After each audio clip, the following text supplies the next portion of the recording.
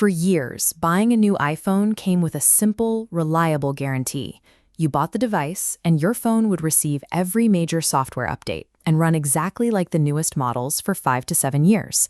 But the sudden rollout of Apple Intelligence has shattered that expectation completely. We are now looking at a hard dividing line, where future software updates are permanently locked behind specific hardware limits.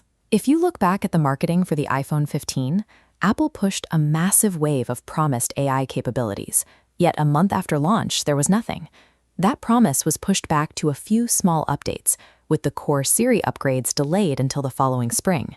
This lack of follow-through has already hit Apple's bottom line. The company recently settled a $250 million lawsuit centered on false advertising and a failure to deliver on promised capabilities, the same tension points now defining the Apple Intelligence launch. Now, they have introduced a core dilemma. Accessing this new software ecosystem has nothing to do with what year you bought your phone. It is tied strictly to the internal specs of the hardware itself. This creates massive consumer confusion. You have marketing campaigns hyping up an AI-powered future, while millions of people holding phones they bought less than 2 years ago find out their device won't even load the application. We are going to cut through that marketing hype right now. We will build an objective roadmap showing exactly which phones get what features and why. The basic math of owning an iPhone has shifted. Millions of perfectly good modern phones are now instantly locked out of the next generation of software.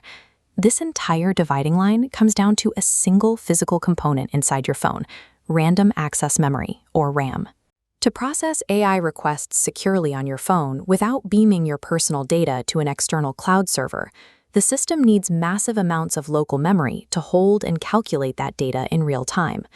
This chart highlights the strict bottleneck. Apple has established an absolute minimum requirement of 8 gigabytes of RAM to run Apple Intelligence. As you can see, the base iPhone 15 maxes out at 6. If you look at the standard models released over the last few years, the phones the vast majority of consumers actually buy, they fall entirely short of that 8 gigabyte threshold. Apple prioritized equipping their standard phones with lower RAM to save on manufacturing costs. That financial choice is the direct cause of the hardware gate we are seeing today. Sticking with a lower-tier device now creates a much higher penalty than it did in the past. You are accepting a permanent hardware ceiling that will bar you from every major AI feature Apple releases moving forward. This matrix breaks the hardware gate down into 3 distinct tiers to evaluate which phones receive Apple Intelligence. The first column is the under 8 gigabytes tier. If you own a base iPhone 15, 14, or 13, your device falls in this category. Because these devices lack the necessary physical memory, they will receive absolutely zero Apple Intelligence features. The trade-off here is straightforward. You save money by not upgrading, but your software experience is permanently frozen in a pre-AI state. Next is the middle tier for devices possessing exactly 8 gigabytes of RAM. Right now, that applies to the iPhone 15 Pro and the base iPhone 16 models. If you fall into this tier, you get a limited feature set. You will be able to use basic text modification tools and Siri 2.0 with new, more natural voices. However, 8 gigabytes cannot handle complex AI requests locally. To make this tier work, Apple is paying a reported $1 billion a year for an outsourced partnership with Google, using Gemini to process your advanced requests in the cloud.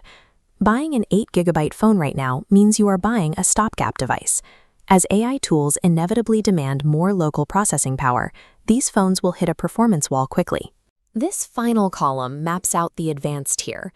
This covers devices boasting 12 gigabytes of RAM, which is what we expect to see standard in the upcoming Pro lines. The distinct advantage of this tier is true on-device capability. You have the hardware bandwidth to run advanced, rapid AI generation completely locally, without ever pinging Google servers. But there is an economic trade-off. RAM is highly expensive to manufacture right now, meaning that as 12 gigabytes becomes the baseline, we will likely see a noticeable price increase for future iPhones. You have to weigh the high financial cost of a Pro model against the reality of the software itself. Historically, first-generation AI features are unrefined and buggy. Paying the massive premium for a Pro model today, essentially forces you to fund and beta test Apple's Generation 1 software experiments. We can translate all this hardware data into an actionable decision tree, breaking down 3 specific types of buyers. First is the casual owner. If generating text and using an advanced Siri are not essential to your workflow, there is absolutely no reason to panic upgrade.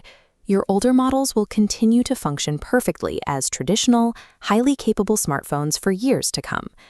Second is the budget upgrader. If you are looking at buying a base model iPhone 16 or 17 right now, understand the risks. Buying a base model today saves you money upfront, but it guarantees your device will hit a predefined capability ceiling far sooner than older phones ever did. Finally, we have the tech optimizer.